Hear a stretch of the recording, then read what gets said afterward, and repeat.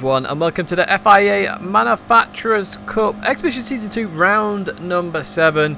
We're here at Maggiore West, I think it is actually, in reverse, and this track seems to suit the Audi TT a little bit because it's got a long fast section which you're seeing here, but then in the handling sections it's obviously going to struggle a little bit in qualifying with the tyre wear, etc. So we're going to start our final lap. As you can see on the right hand side, we've not had the best qualifying session so far. We went for our out lap, fuel burning, we then did a fast lap which we absolutely bottled, and then we went for the in lap. This is the out lap, and then we're going to go for our flyer. Now, we had done a race previous to this where we came third, so that would have been really good points. I think it was 2,700, 2,600.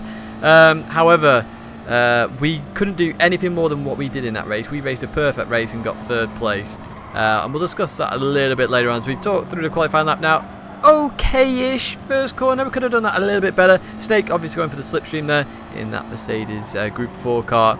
Going into this left, we just didn't get enough on the right, so it caused us to miss the apex a little bit there. You want to be quite over that curb, and that's of course affected that corner as well. So quite a bad first sector here. So we head up towards the sector time. We're 2 tenths up on the purple there of Tsutsu, so we're on for a 0.6 at the moment, which is a very good lap time. We could see 0.6s constantly, so you know, that's average for me here at the moment. You see Snake's had a penalty there coming into this left-hander now.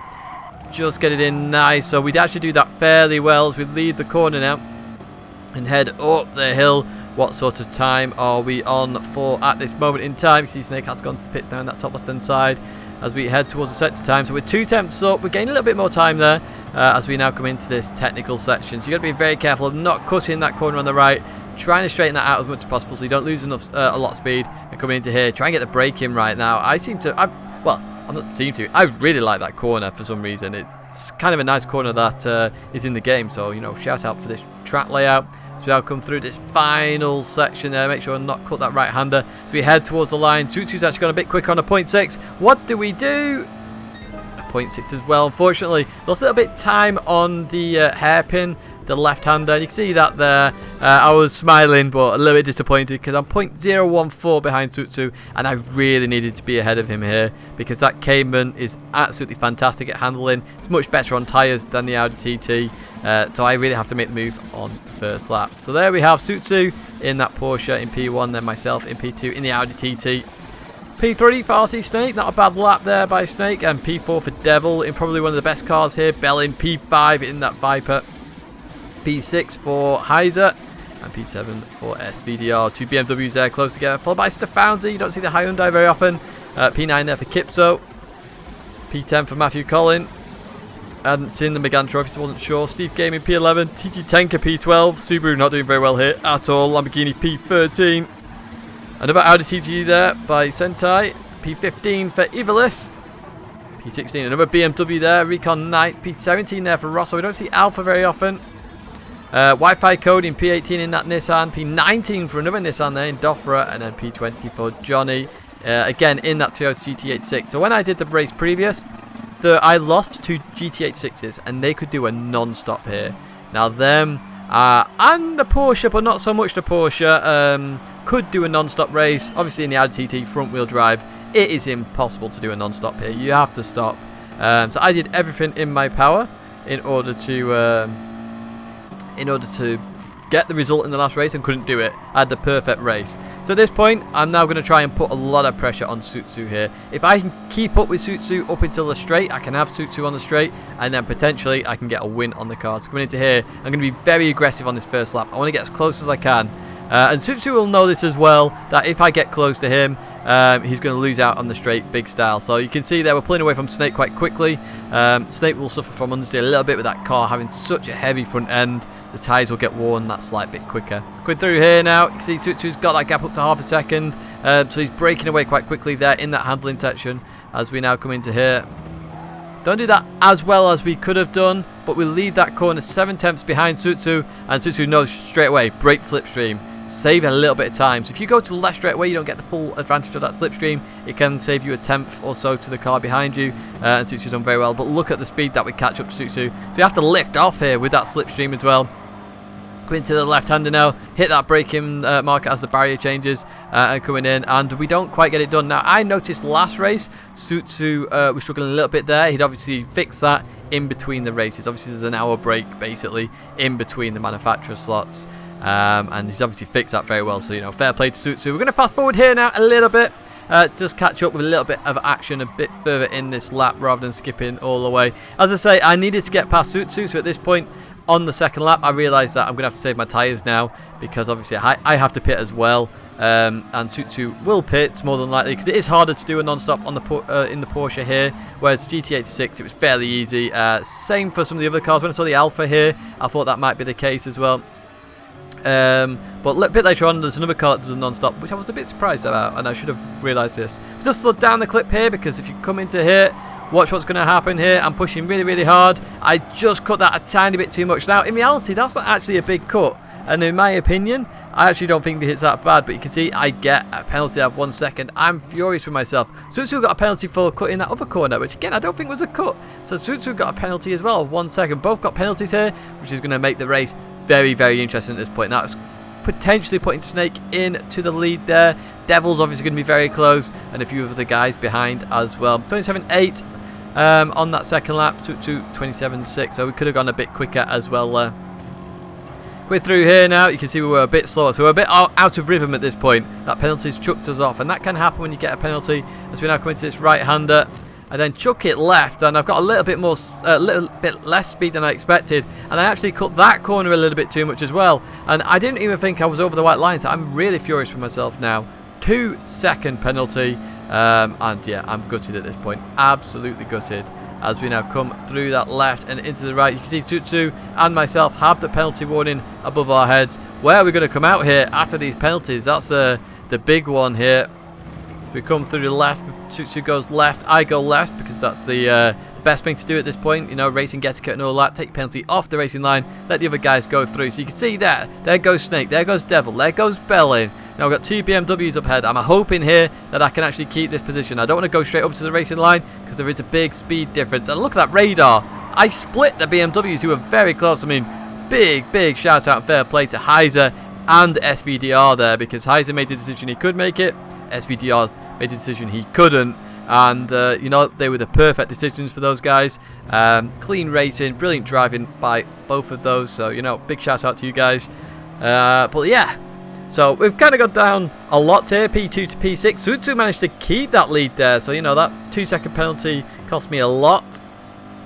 Well, 2 seconds looking at the distance, but you know, it's cost me a lot of positions, is what I mean here. You can see that I think it's Bellin up ahead has a penalty, and now I'm thinking, okay, well, I need to get past Heiser very quickly, because that BMW's tyres are going to last a little bit longer than my tyres, especially my fronts, as we come into that left-hander now. So the best place, of course, for me is on the straights. Front-wheel drive cars are the fastest on the straights. They're the torpedoes of the class. Obviously, later on in a stint, they can't handle for toffee, because the front tyres can't accelerate and turn at the same time.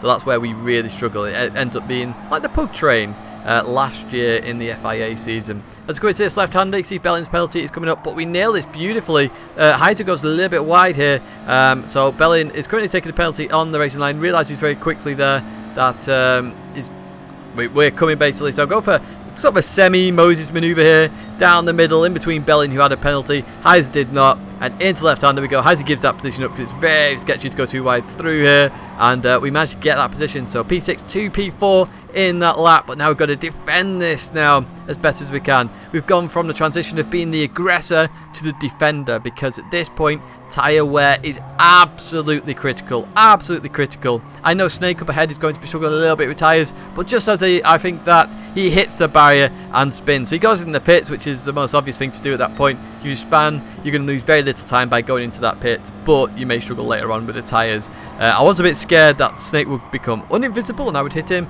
Fortunately, not the case. Snake couldn't really do it very much there. He's in the middle of the track. You've just got to try and either stay there or get out of the way as best as you can. Fortunately, stayed ghosted, so you know, well played by the game to keep Snake ghosted. So up to P3, but we're still on this defensive strategy at this moment in time. We have Mr. Heiser behind us. SVDR is in there as well. It's the TT train. Can we survive this now? Because obviously those BMW tyres are going to be a lot better than my fronts now. You can see the front wear down on that left-hand side here. And you can see that all over the back of me as we come into this left-hander. Oh, it's all about nailing corners here now. We just run a little bit wide there. You see the understeer straight away. But this is where we have a little bit of pace. So I go to break the toe a little bit later on. It's kind of a little bit of a trick. You lose concentration if somebody just breaks it a little bit later on. That's what I was going for here, and it helped me out a little bit. But you can see the BMW keeping up with me there. So that's the power of the Audi on the straight. If the straight was a little bit longer, that BMW would catch up. Me already making the move, or one move that I had made, I would not be able to defend that as easy, and potentially Mr. Heiser can get by. But, you know, there's another lap to go before we pit, of course, because it's 6.5 is the middle ground. As we continue on now. So I can see Devil, we're sort of keeping with Devil a little bit here at the moment, obviously catching up to Devil a lot. So I know Devil's going to do a non-stop. Behind me there's Heiser very close. So at the moment, look, you can see him just pull out now. So I'm thinking, he's going to go for the move. Now I didn't think he was close enough, so I was going to just brake late as best as I could and keep that position, which is why I missed the apex just by a tiny bit, but I keep that position. Obviously Mr. Heiser compromised himself a little bit there by being on a bit of a tighter line. So that train still going along in this TT train. 2 BMWs and a Viper in there. Can we keep the position? So again, we're just trying to manage the tyres now. Manage this position. If we can stay ahead when we go in the pits, which is on my mind. If I go in the pits ahead, I can come out ahead and I can have a couple of good laps. Like I did in the first part of the race where me and Sutsu extended our gap. We can then do that again and hopefully, you know, try and get the best out of a bad situation. Those 2 seconds of penalties really did cost me. First one got me out of rhythm. The second one then cost me just because I was out of that rhythm. It cost me a significant amount more because we're going uphill. The slowdown is very, very significant. Going down here now, you can see Mr. Heiser's still not catching up to me on the straight. So I showed you the power of this Audi. Is it OP? I don't believe so. I think the Audi has to have this to just even be remotely competitive, in my opinion. I'm getting all I can out of this Audi at this moment in time. And I'd say I did do a previous race, and even if I did the absolute best, I could not win this race with the other cars on track. So you see Sutsu is going for that pit stop. Devil is carrying on, and as I suspected, Devil would do that. That was always what I thought with this. So we're in the pits. Quick change of tyres. We're ahead of Mr. Heiser, so here we go. As we're ahead, we can now hopefully pull a bit of a gap. But we come out in traffic with Snake and Rosso. Now, Rosso I anticipated would do a non-stop, being in the Alfa Romeo. That is even better on its tyres than the Porsche. I'm not sure where it competes in terms of the GTH6 and tyre wear, but it's up there. Very light cars are very good on their tyres with these tyre multipliers, which are a bit nuts at the moment. I do have to say that. As we continue on now, we're going to come into this left-hander and then the right. So it's all about trying to catch up to these guys. I know Snake's going to struggle a little bit later on, of course, going into the pits 2 laps earlier. It's coming into that braking zone. Absolutely nailed. I did think there was too many people out up front. Actually, one person... Oh, before we get on to that, actually, Snake, you see, goes to the left. I wasn't sure why Snake did that. I wasn't close enough to gain an advantage there. But you do see one person in P2 there, Matthew Collin. I didn't anticipate, actually, the McGann Trophy staying out, and I really should have. So, you know, big shout out to Matthew there. He stayed out on this non-stop. So my goal was to actually try and catch Matthew at this point. That was a car for, okay. I don't think you can do a non-stop, but let's see. As you can see up ahead, we're getting it into a Lamborghini train now with Giangi there. Giangi having not pitted yet, but I knew some of these cars were going to pit. So you can see people dart off to the right there. So Sentai and Giangi goes in. We go up to P5 now, and Snake going for the move on Rosso. Now, because Snake's going for that move, I see an opportunity here myself with the overspeed on the Alpha. So I'll go down the inside. Unfortunately for Rosso, he just clips his left rear tyre on the dirt, on the grass, where the curb starts. And that sent him flying, which is very unfortunate because he was on for a very good strategy coming back from, I believe it was P17 or P16 from memory, just before. Not too sure. You'd have to rewind the video to find that out. Going through here now, we are behind Snake.